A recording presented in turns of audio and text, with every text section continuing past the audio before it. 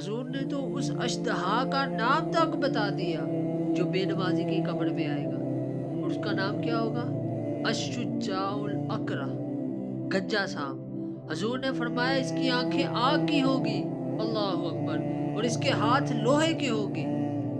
اس کے ہاتھ کی مسافت ایک دن کی مسافت جتنی لمبی ہوگی،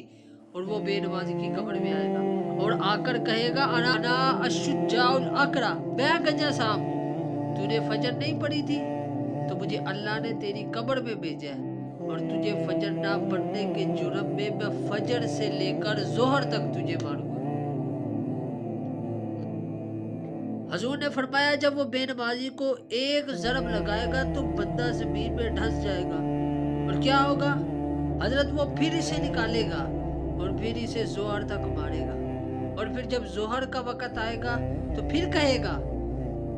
کہ تیری قبر میں مجھے اللہ نے بھیجا ہے، تو نے ظہر نہیں تھی نہ پڑھی، قبر کو بھول گیا تھا، اذان تیرے کانوں میں آتی رہی، تو نے ظہر نہ پڑھی، اندیکھا کر دیا، ظہر نہ پڑھنے کے جرم میں میں تجھے ظہر سے لے کر عصر تک ماروں گا۔ اسی طرح پھر عصر کے وقت آئے گا،